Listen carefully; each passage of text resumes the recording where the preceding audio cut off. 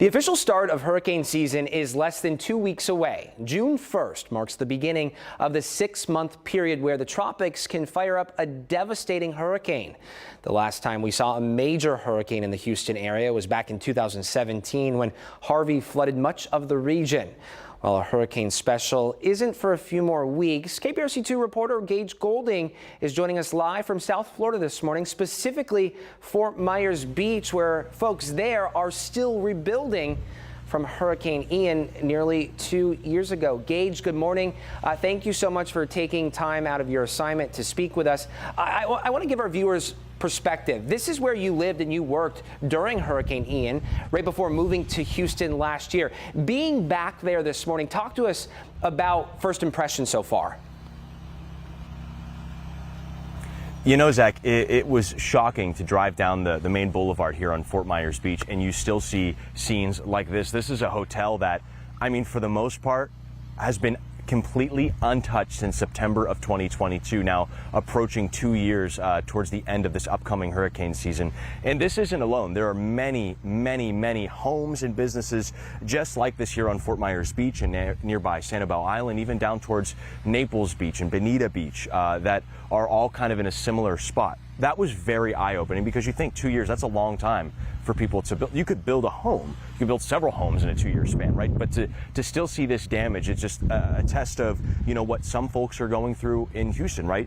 Insurance, the problems of, do I want to rebuild here, especially in those flood-prone areas like on a beach with storm surge? Do I want to rebuild here? Can I afford to rebuild here? And if I do, can I even insure that structure once I redo? So there's a lot of different aspects that go into it. But when you come down and you see in such a beautiful area, I mean, not a cloud in the sky today, and you see the damage like this, it kind of brings everything back into reality of that. The fact is there was 15 to 20 feet of water here on Fort Myers Beach at one point. And that's just absolutely staggering amount of water to think about. But through these hurricanes, we've learned, even through Harvey and Ike and Ian, the most recent hurricane, Dr. Mike Service joining us here from Florida Gulf Coast University, we've learned so much from these devastating storms.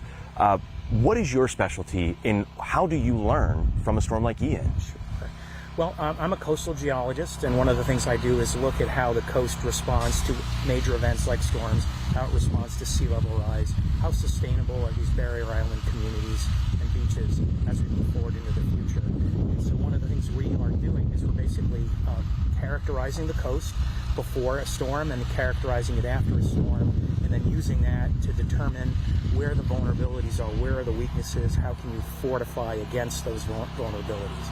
And we managed to start that work before Hurricane Ian, before September 2022, and captured the damage using remote sensing technologies after the storm. And now we're coming back and mapping it yet one more time as communities begin to repair the beaches, repair the dune systems, and so on. So that process of monitoring the changes along the coast has just provided a lot of useful information that managers can take to the bank.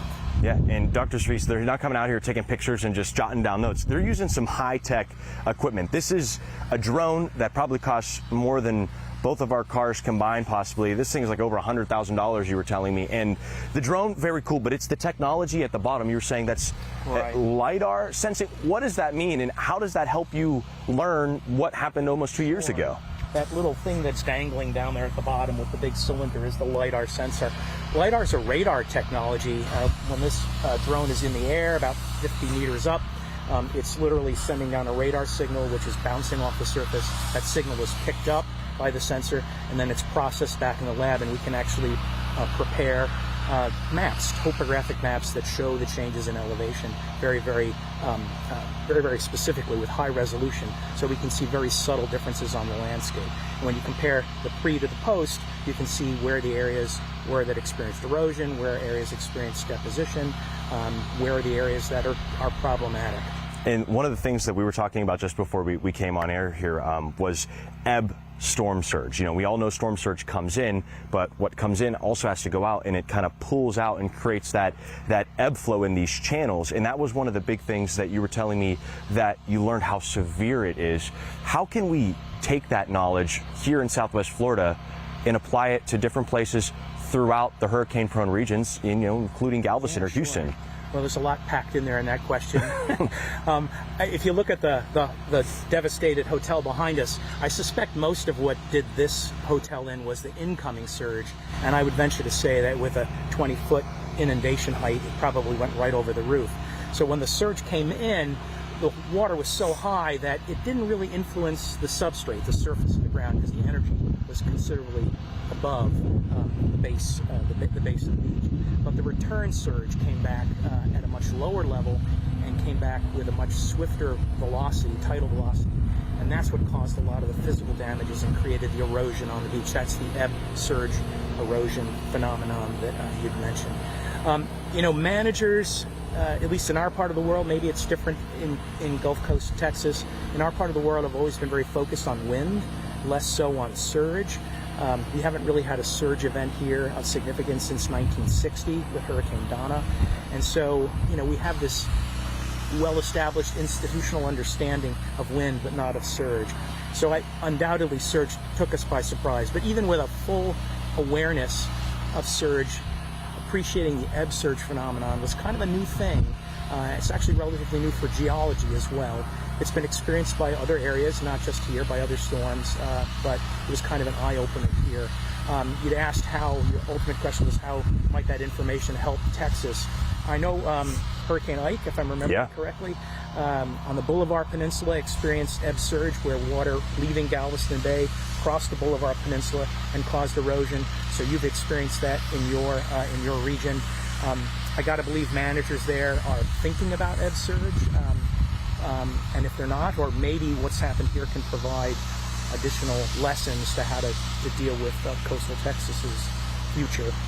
Well, thank you, sir. This is life-saving research. This is very important research, information that not only impacts here in Florida and all around Florida, but all around these hurricane-prone areas. And that's what our focus on is in this special, is looking at these different storms and how they have different impacts, comparing maybe a storm like Harvey, which was rain, to a storm like Ian, which was much more powerful winds and an incredible amount of storm surge like that of Hurricane Ike. So we got a lot of work to do. We got some very interesting things, some eye-opening things, including what we could do in the Houston area, in the Galveston area, maybe things that we're already doing that could help potentially save property and, more importantly, save lives. We're reporting live on Fort Myers Beach. Gage Goulding, KPRC 2 News. Yeah, Gage, fascinating insight, great information, knowledge we can all share and learn from as we're all residents, neighbors along the Gulf. Gage, thank you again. KPRC 2 Plus now continues after this short break.